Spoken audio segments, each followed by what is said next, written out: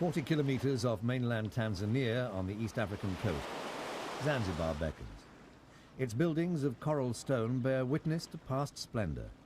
The island, whose proper name is Unguja, was once a trading post for seafarers in search of gold, ivory, spices, and slaves. But the stone town itself is little more than 150 years old. Its expansion started in the 1830s, when Omani rulers moved to Zanzibar. While they erected their sea-view palaces, Indian tradesmen built narrow, bizarre streets. Demand for cloves, a new cash crop worked by slaves on large plantations, grew rapidly, as did contact with Western markets after the opening of the Suez Canal and the establishment of a British protectorate in 1890. The stone town's always been cosmopolitan. This is reflected in its religious institutions, which serve Muslims along with Hindus and Christians. A Roman Catholic cathedral caters for just a fraction of the small Christian population, which also includes Protestant groups. Slaves from the African mainland were once brought here before being shipped on to foreign destinations.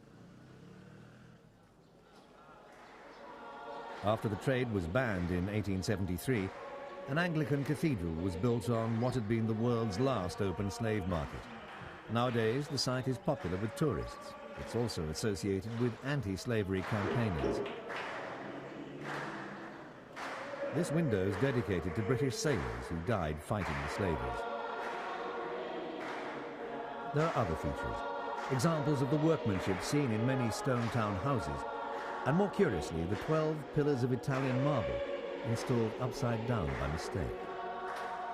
Zanzibar's economic base was fragile. Commercial activity declined after the abolition of slavery itself, and independence was to bring new problems.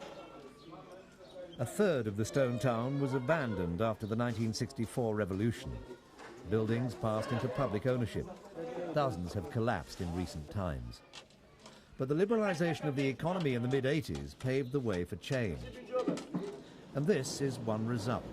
In April 1994, exactly 100 years after its construction, a contract for the restoration of the old dispensary was signed. But work was already underway. 3 years on, the leader of the world's Ismaili Muslims visited Zanzibar for the inauguration of the restored building, accompanied by the presidents of the Union of Tanzania and Zanzibar. It was the first project undertaken on the island by the Aga Khan Trust for Culture and its Historic Cities Support Program, part of a conservation plan to arrest the decay and revitalize the old stone town in its entirety. Something worthy of attention and support. For all concerned, this was a moment to be proud of. Needs are addressed. 4 years have been devoted to the painstaking restoration of this building.